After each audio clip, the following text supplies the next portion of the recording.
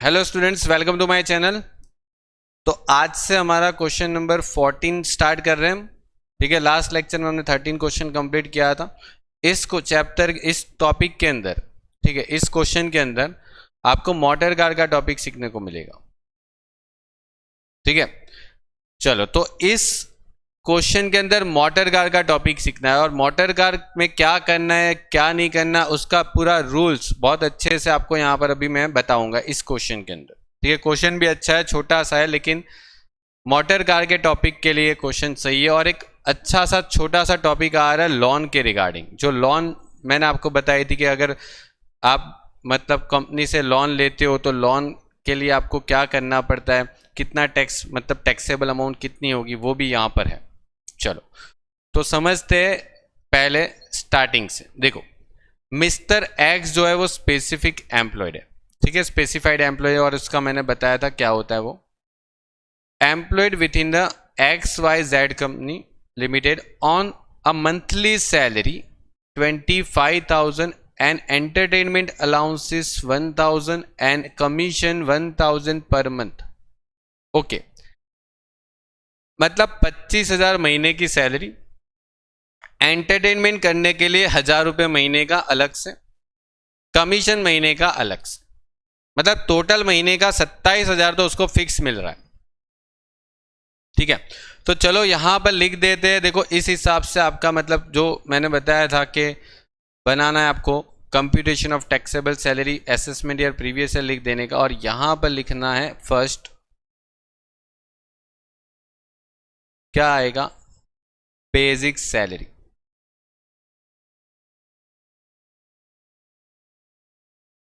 Okay, basic salary जो है ना वो कुछ आपकी 25,000 थी, महीने की थी, साल की बता दो 3 लाख हो जाएगी। ओके, दूसरा पॉइंट था एंटरटेनमेंट अलाउंसेस। ओके, और एंटरटेनमेंट अलाउंसेस टैक्सेबल होता है पूरे पूरा। ठीक है, अगर वो गवर्नमेंट होता तो मतलब गवर्नमेंट में काम करता होता तो ठीक है, उसके लिए रूल्स अलग थे, मैंने आपको पढ़ाया भी है। ठीक है, उसके लिए नीचे जब नीचे वो 50,000 माइनस करते हैं ना, वहां पर उसको डिडक्शन मिलता है। लेकिन ये कहाँ गवर्नमेंट एम्प्लॉय, ऐसा लिखा नहीं है, तो प्राइवेट ही समझो। और एक कमीशन मिल रहा था भाई को, कमीशन महीने का 1,000 रुपये, मतलब 12 महीने का 12,000 रुपये कमीशन मिल गया। चलो, उसको काम खत्म। ये तीन तो पहली लाइन में दे रखा था, सिंपल था ये तो। ठीक है, आगे बढ़ते। यहां पर लिखा कंपनी ओन अकोमोडेशन। ओके, मतलब कंपनी का खुद का अकोमोडेशन। अकोमोडेशन का मतलब मैंने बताया था ना, वो रहने के लिए जो जगह देते हैं, फ्लैट देते हैं, घर देते हैं, बंगलो देते हैं, एनीथिंग जो दे उस वो दे, हमें उससे कोई मतलब नहीं है। उसका नाम इनकम टैक्स में अकोमोडेशन है, रहने की फैसिलिटी के लिए जो दिया वो। तो वो चीज जो है ना वो कंपनी की है, मतलब जो रहने के लिए जो घर दिया है ना वो कंपनी का है। मतलब उसका मालिक कौन है, जो कंपनी कंपनी है वो खुद का मतलब फ्लैट है। ठीक, कंपनी का खुद का फ्लैट है। ठीक है, जो भी है घर भर जो भी दिया वो कंपनी का खुद का है। देखो कहां पर दिया, प्रोवाइड इन वडोदरा। अच्छा, वडोदरा में दिया, और वडोदरा की जो पॉपुलेशन है वो लेस देन 25 लाख बता दी। ठीक है, जो कि आज तो शायद ज्यादा है वडोदरा की पॉपुलेशन, लेकिन जो भी है क्वेश्चन जैसा है वैसे काम करने का। वो फिर रियलिटी में मत जाना कि मतलब सर वडोदरा की पॉपुलेशन तो ज्यादा है, ऐसा नहीं। जो दिया है क्वेश्चन में वो चलने दो। Furniture costing 2,40,000 was also provide. अच्छा, घर भी दिया, साथ में घर के अंदर फर्नीचर भी दिया। ओके, वो भी कंपनी ने। ठीक है, ₹1,000 per month was deducted from his salary for this benefit. Okay, मतलब घर मिला, फर्नीचर मिला, उसके लिए सैलरी में से पैसे कटे। कितना कटा, हर महीने का 1,000 रुपये। कोई बात नहीं, हर महीने का 1,000 रुपये तो मतलब चलेगा, मतलब उतना तो भाड़ा भी नहीं मिलता आजकल। ठीक है, तो चलता है। अब देखो, जब भी कंपनी आपको घर देती है तो सबसे पहले मैंने आपको बोला था BA-BC सैलरी निकाली जाती है, जिसको BA-BC सैलरी बोलते हैं। बी मतलब बेसिक सैलरी, जो हमने अभी पढ़ के आया था 3 लाख रुपए थी। ए मतलब ऑल टैक्सेबल अलाउंसेस। अब यहां पर एक ही तो अलाउंसेस आया, एंटरटेनमेंट अलाउंसेस। वो भी कितना आया था, महीने का 1,000 रुपए था, तो 12 महीने का 12,000। और तो कोई अलाउंसेस आया क्वेश्चन में, और कोई आगे आ रहे हैं वो भी देख लेने का, ऐसा नहीं अभी तक नहीं आया तो आगे नहीं आ सकता। ठीक है, कभी कभी आपको फंसाने के लिए ये पॉइंट के बाद भी एक आध अलाउंसेस दे देते हैं, और आप मतलब जो अभी तक पढ़ के आए उसमें से अलाउंसेस ले लोगे, ऐसा नहीं, नहीं है, कुछ भी नहीं है। बी मतलब बोनस, बोनस भाई को मिला नहीं है। सी मतलब कमीशन, और कमीशन 12,000 मिला था, मतलब टोटल 3,24,000 उसकी बीए बीसी वाली सैलरी। और यहां पर हम क्या करते, हम लिखते थे अनफर्निश्ड हाउस। अनफर्निश्ड हाउस के लिए आपको क्या नियम था कि आप जो बीए बीसी की सैलरी करोगे ना, उसका कुछ परसेंटेज करते थे। याद है कितना परसेंटेज करते थे? मैंने आपको बताया था कि 10 लाख से अगर कम वस्ती होती है ना, 10 लाख या 10 लाख से कम, तो आपको 7.5% करना होता है। अगर 10 लाख से 25 लाख के बीच में बस्ती होती है ना, तो आपको 10% करना होता है। और अगर 25 लाख से ज़्यादा की बस्ती होती है ना, तो आपको 15% करना है, जब कंपनी ने आपको घर दिया हो उस केस में। यहां पर 25 लाख से कम वस्ती थी, ऐसा क्लियर कट क्वेश्चन के अंदर बोला गया था। देखो ये रहा, लेस देन 25 लाख। ठीक है, तो डेट मीन्स के आपको 10% करना है, ये तो आइडिया आ गया। तो यहां पर आपको 10% करना है, तो 10% मतलब कि 32,400। बोलो आई बात समझ में यहां तक? ये मैंने रूल्स समझाया था, रूल्स याद रखने पड़ेंगे तभी काम होने वाला, विदाउट रूल्स तो कुछ नहीं मतलब होने वाला यहां पर।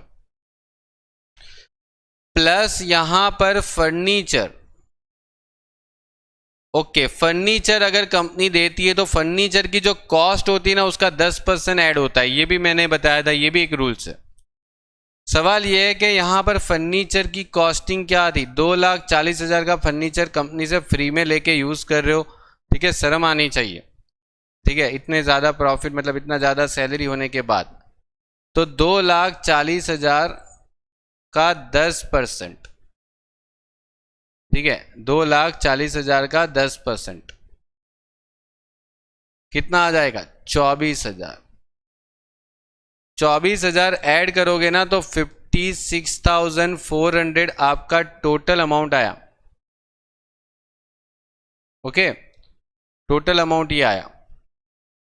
अब सवाल ये उठता है कि ये जो टोटल अमाउंट आया उसमें से क्या उसकी सैलरी से कुछ अमाउंट डिडक्ट की गई थी? तो रिकवर्ड फ्रॉम, एक सेकेंड,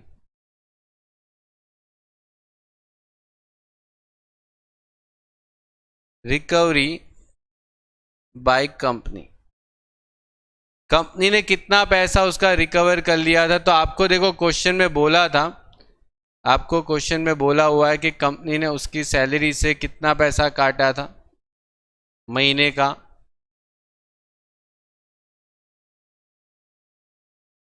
कंपनी ने उसकी सैलरी से 1,000 रुपए का महीने का काट लिया था, मतलब 1,000 रुपए का पैसा मतलब महीने का काट लिया था, ऐसा कुछ बोला था। ये जो फैसिलिटी प्रोवाइड की थी ना, ठीक है, उसी पॉइंट में बोला है।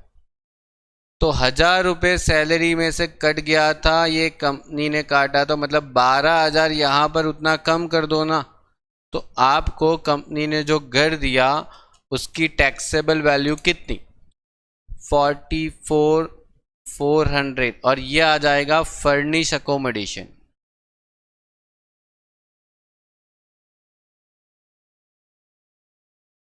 Furnish house. ठीक है, उसकी वैल्यू आ गई, मतलब इसको फिर यहां पर लिख देना है, और नंबर लिख देने का यहां पर ये जो था 4th। Okay, furnish house 44400। ठीक है, और चाहे तो इसको नोट में जाके भी देख सकते हो, इसकी नोट नंबर लगा देने की, ऐसा हो तो 1, तो यहाँ पर लिख देने का कि ये नंबर 1 की जो नोट थी उसमें हमने इसकी कैलकुलेशन बताई।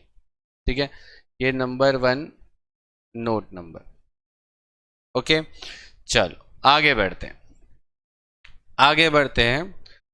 एजुकेशन लोन, ओके, पढ़ाई के लिए लोन दे रखी है कंपनी ने उसको 5 लाख की। देखो एजुकेशन लोन मतलब वो एजुकेशन अलाउंसेस में मत चले जाना, ना एजुकेशन फैसिलिटी में चले जाना, लोन है। ठीक है, वो भी देखना, मतलब कुछ लोगों का तो मतलब एजुकेशन ही दिखता है फिर। ठीक है, वैसी नज़र नहीं होनी चाहिए। एजुकेशन लोन 5 लाख की दी है, और वो जो लोन कंपनी ने उसको दी ना, वो 7.55% इंटरेस्ट की थी। ठीक है, और entire loan outstanding through the year. Okay, पूरी जो लोन है वो अभी तक मतलब अभी तक आउटस्टैंडिंग ही है, चल रही है loan. SBI rate of interest जो था ना वो 10.55 था उसी लोन का। मतलब यहाँ पर एजुकेशन लोन का जो एसबीआई का रेट है वो 10.55 है। कितना है? 10.55। और कंपनी ने उसको 7.55 पे लोन दे दी। सरकार को बुरा लगा कि भाई ऐसा करेंगे तो मतलब हम क्या करेंगे, फिर कंपनी ही लोन मतलब देने लग जाएगी। तो यहाँ पर 3% बोला कि एम्प्लॉय को टैक्स भरना पड़ेगा। ठीक है, 3% की अमाउंट पे एम्प्लॉय को टैक्स भरना पड़ जाएगा। ठीक है, लोन 5 लाख के लिए। ठीक है, एसबीआई से अगर इंटरेस्ट रेट लेते तो 10.55 का था, जबकि कंपनी ने 7.55 पे लोन दी, 3% सस्ते में दी, और 5 लाख पे 3% टैक्सेबल हो जाएगा। अब हाँ, यहां पर मुझे ये डाउट मत पूछना कि सर कंपनी ने ज्यादा रेट पे दी होती तो। ठीक है, अगर ये पूछ रहे हो ना आप, तो फिर आपकी आईक्यू क्या है वो आप ही खुद डिसाइड कर लो। ऐसा भी कुछ पूछते हैं कि सर कंपनी ने 7.55 की जगह कंपनी ने 12% पे दी होती तो फिर क्या होता। ऐसा अगर कंपनी देती तो आप कंपनी से लोन लेते या फिर बैंक से जाके लोन लेते? ठीक है, तो थोड़ा वो भी सोचा करो, मतलब बिना मतलब की भी क्वेरी नहीं निकालना। 5 मतलब यहां पर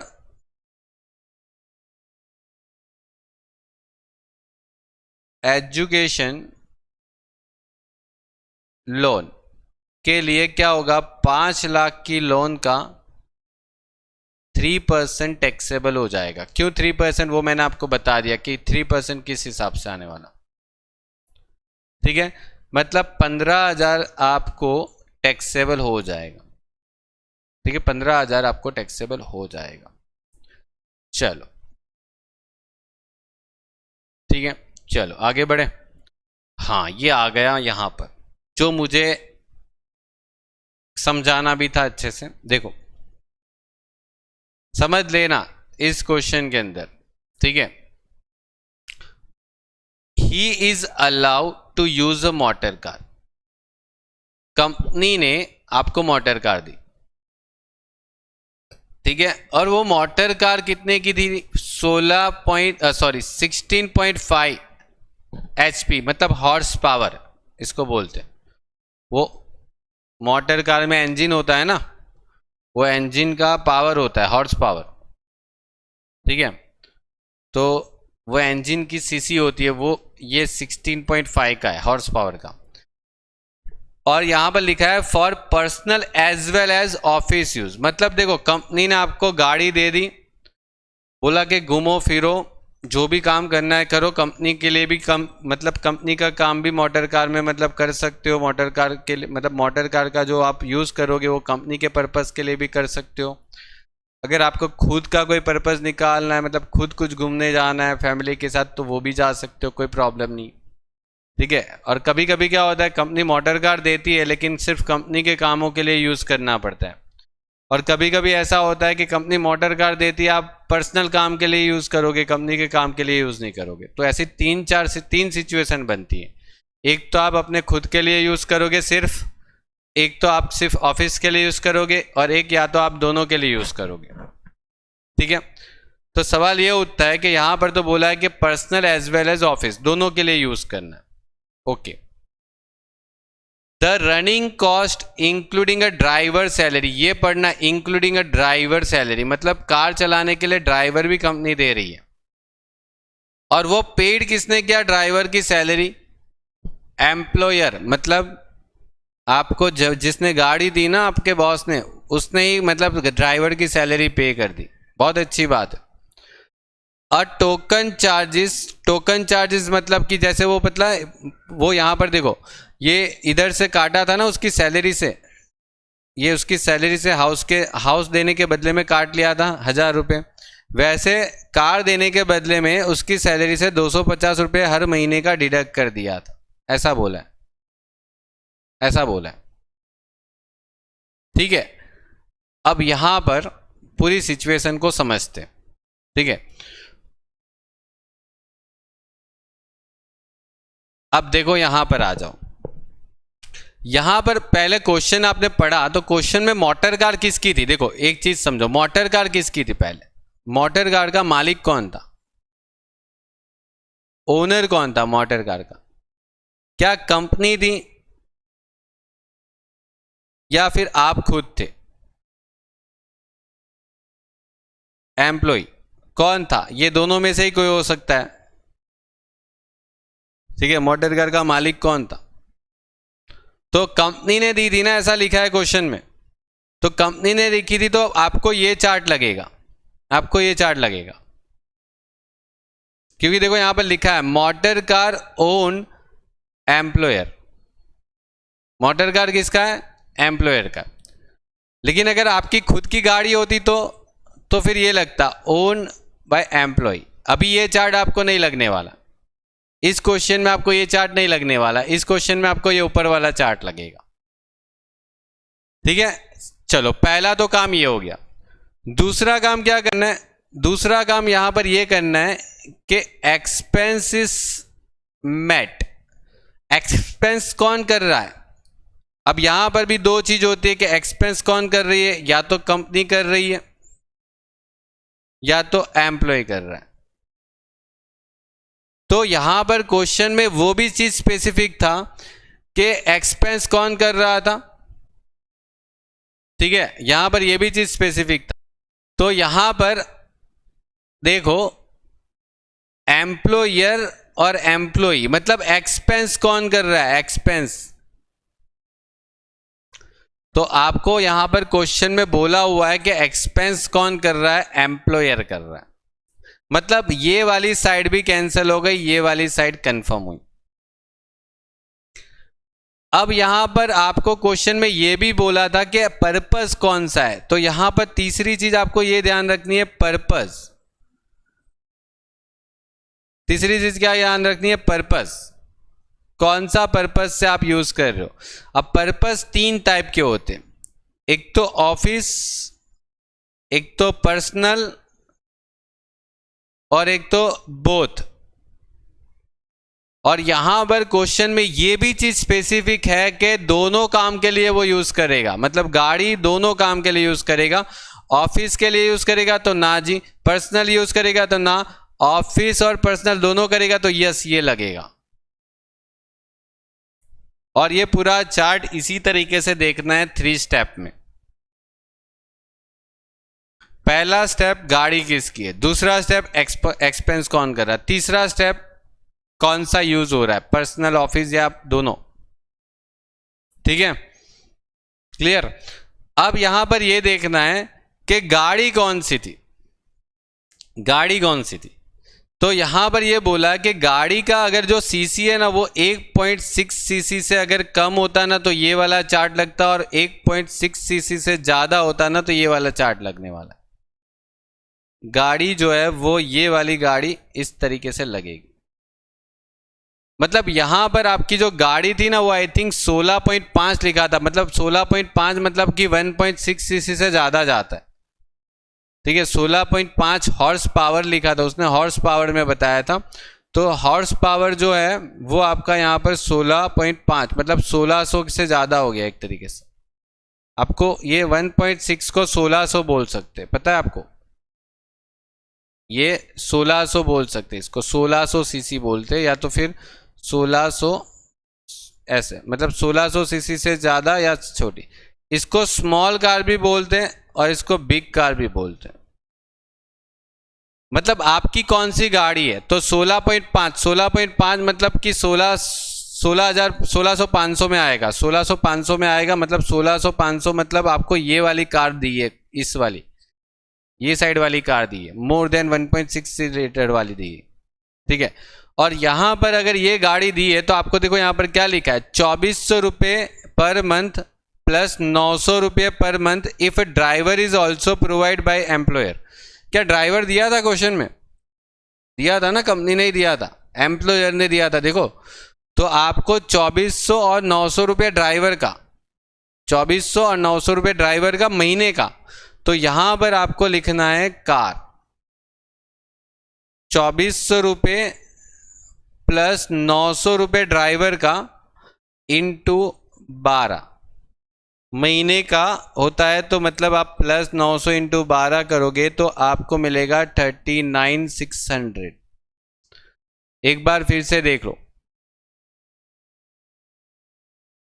यहां पर देखो अलाउड, देखो he is allowed to use a motor car. अब देखो यहाँ पर सीधी बात है, मोटर कार कंपनी ने दी होगी ऐसा ही मानेंगे, तो कंपनी ही उसका ओनर होगी, वो मोटर कार कंपनी की खुद की मोटर कार होगी, क्योंकि उसने बोला is allowed to use the motor car. Use the motor car मतलब अभी खुद की मोटर कार खुद यूज करने के लिए तो हम अलाउड है ही ना, कंपनी की मोटर कार यूज करने के लिए दी है। दूसरी बात यहाँ पर दोनों पर्पज के लिए, personal as well as office. और तीसरी बात यहाँ पर जो रनिंग कॉस्ट है और इंक्लूडिंग अ ड्राइवर सैलरी, मतलब रनिंग कॉस्ट मतलब कि जो पेट्रोल डीजल जो भी लगेगा, सीएनजी या उसको मतलब जो भी रिपेयरिंग का खर्चा है, वो सारा खर्चा कौन कर रहा है? एम्प्लॉयर मीट कर रहा है, ठीक है। तो यहाँ पर ये पहले देखना है, ठीक है। हाँ अब देखो यहाँ पर थोड़ा बहुत मैं एक्स्ट्रा बताता हूँ। अब कभी कभी क्या होता है पता है, एग्जाम में कंफ्यूजन आपको क्रिएट करवाने के लिए, क्या करेंगे पता है, यहाँ पर ड्राइवर की सैलरी लिख देंगे, बोलेंगे कंपनी है ना ड्राइवर को मतलब महीने का 2000 सैलरी दे रहा था, वो कंपनी दे रही थी। कुछ भी काम नहीं है यहाँ पर इस वाली टॉपिक में, यहाँ पर अभी तो उसका कुछ काम नहीं आएगा, क्योंकि नियम क्या बोलता है, तो नियम कहाँ पर आया, मतलब कौन सा नियम अप्लाई हुआ। देखो यहाँ पर कंपनी की गाड़ी थी, कंपनी ने ही खर्चा करना था, और कंपनी ने बोला आप दोनों कामों के लिए यूज़ करोगे, तो डैट मीन्स के ये और ये वाले, मतलब कि आपको ये वाला जो बॉक्स है, ये वाला जो बॉक्स है वो पढ़ना है और उसको अप्लाई कर देना है, बस बात खत्म हो गई। क्लियर? अब ये पूरा चार्ट आपको एक बार रीड करना है, ओके, और फिर उसको समझना है, बस ये पूरा याद रखना पड़ेगा, कंपलसरी है अगर मोटर कार का केस सॉल्व करना है तो, ठीक है। और ये एक चार्ट है, बहुत अच्छे से मतलब बनाया गया, आपकी बुक्स में इससे अच्छा ये है, ठीक है। और यहाँ पर एक चीज़ याद रखनी है आपको, कि जब भी ये वाला केस अप्लाई होता है ना, ये वाला केस, तो यहाँ पर लिख देता हूँ any recovery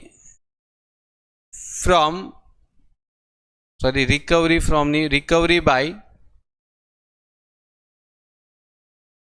employer can not deducted. इसका मतलब क्या होगा, देखो समझाता हूं।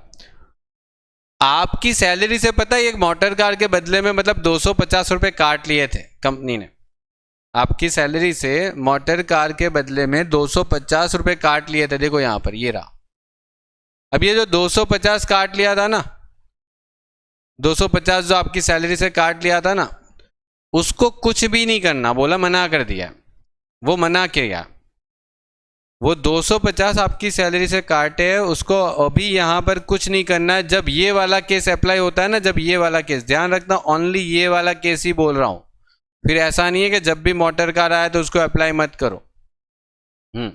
मैंने निशानी की है कब कहाँ पर अप्लाई नहीं होता वो, ठीक है। और ये एक यहां पर भी अप्लाई नहीं होगा,